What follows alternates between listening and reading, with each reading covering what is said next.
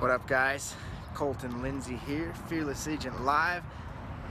I'm in Utah, and I can't remember the last time that I saw the sun shining, but it is now. So I'm gonna do a video outside because I'm so tired of there not being sun in my life, right? Cool. You know, you work in this office all the time, and it gets all snowy and dreary and cloudy and crappy during the winter here, so it's just like great to be outside. The topic of today's video is there's no such thing as good news or bad news. There's only how you present the news, right? Only how you present the news.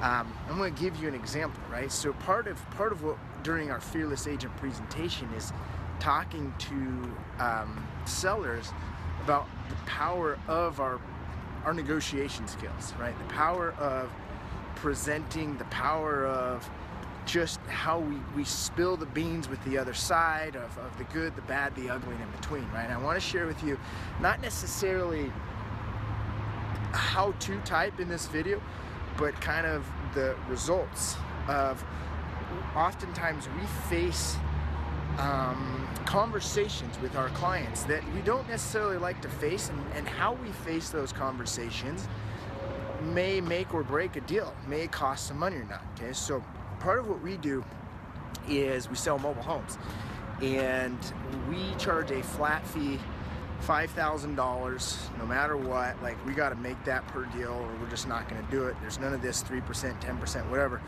So we have a mobile home that's listed for $20,000 and our fee is $5,000, right? So we got a cash offer today for $14,342 or something like that, okay? And we didn't think our seller would be anywhere excited to receive that offer, right? Who would be, right? So we called them up and we presented the news in such a way that it was a win for them, okay? So cash offer, close immediately, get your money, be done with your mobile home, be able to move forward with your life. And it's the best offer we've got yet at $14,372. So as we have that conversation with them, it's significantly less. By the time they pay their fee, they're under $10,000, right, for what they're going to keep. Within 30 seconds, they called us back and said, hey, listen, we're all on board. Let's do it. Let's sell it. Let's be done. They were actually excited about it, right? And so 33% of the entire sales price pretty much is commission, right? And it might sound a little crazy, but my point of the whole story is, number one is side thing for you guys is have a standard of which you're willing to work for. Have a standard dollar amount you're willing to work for a transaction. So I know a lot of you guys have maybe a smaller price point. If you might be in Metro Detroit, or if you might be in a market where your average price point's under 100,000, your average commission is going to be under 3,000 bucks. If you're in New Jersey, like my friend Dylan, you know what I mean, his average deal is under $100,000, right? So that's a side lesson. Get your standard up, right? Get your minimum dollar per transaction. For me, it's $5,000, and that's even on the lower end. I'm averaging closer to $8,000 a deal, and it's because I want to increase my dollars per hour, right? Hence what we teach here at Fearless Agent is how do you sign listing contracts for 12 months at 7%, and an automatic price adjustment every 2 weeks, so you get it sold and you get them the most money, guaranteed, right? The other side note of this being is, don't be afraid to have those upfront conversations with people. Don't be afraid to share news, because even though you might perceive it as bad news, they might perceive it as great news, right? So when we got that offer for $6,000 less than asking price, plus we knew that we were taking $5,000 for a commission, we were afraid that the seller was not going to be excited at all, that it was bad news. But how the news was presented, right? How the news was presented, they were ecstatic. They were stoked. Okay, so don't have that what I don't know what that is, that preconception. I don't know. Don't think how you think they might react. but simply present it in the best possible way that you can as an exciting thing, and let them decide for themselves what it is, right? And you'll be surprised on most of the time, people are going to turn out great. I'll give you one more example. This is just, I'm giving you examples from my own business.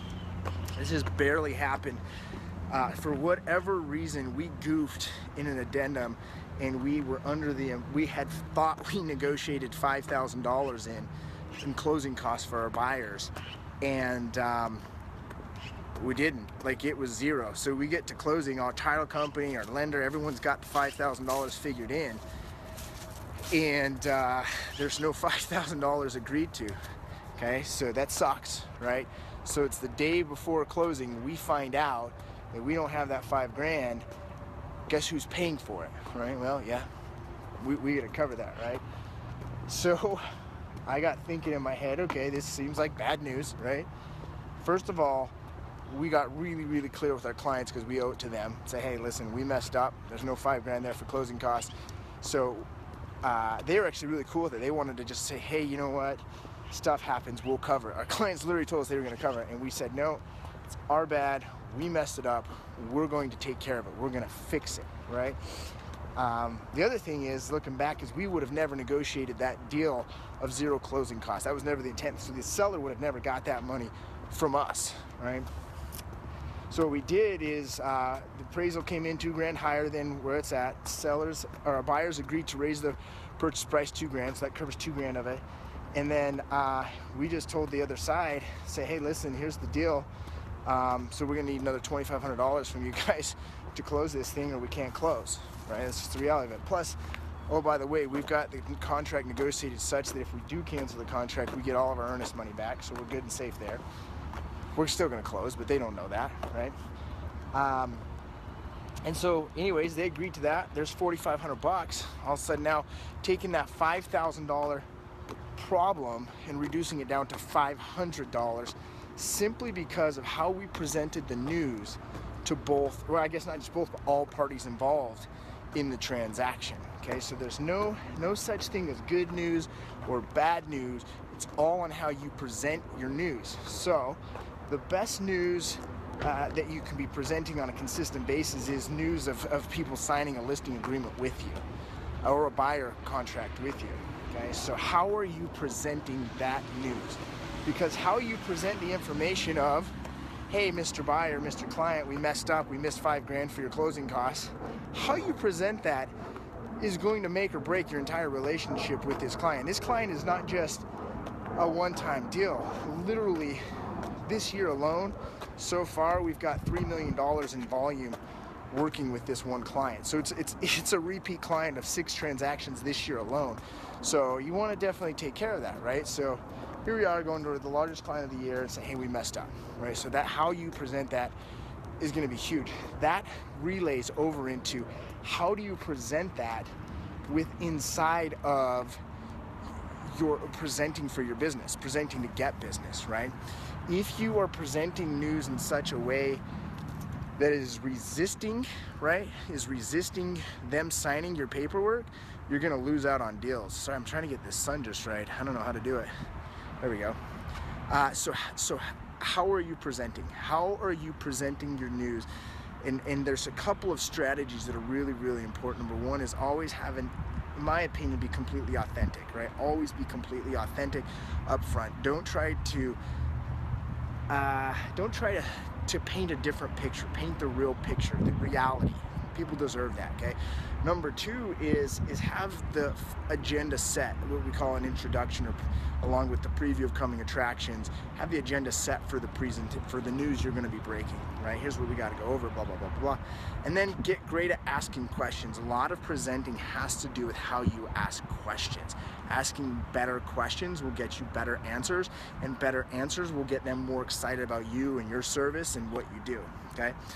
Then after that, you go ahead and reiterate again what it is you told them, and then let them handle the news, right? And just get better at how you present that. The better you get at presenting news, the more yeses, the more they'll take the bad news and turn it into a great thing, and they'll actually like you more, respect you more, want to do more business with you, and you'll make more money at the end of the day.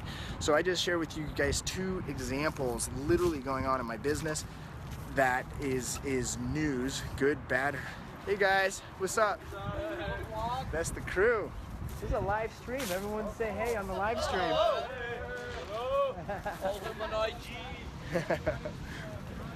Some young bucks walking through.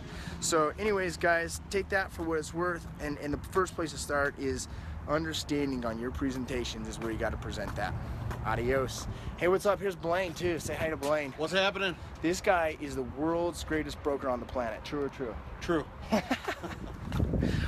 If you guys are going to be in Dallas area, April 13th, go to fearlessagentlive.com. There's a live event. Seats are limited. I know some of you guys are already on there. So definitely see us there in Dallas, Texas. Appreciate you guys being part of the Fearless Agent here.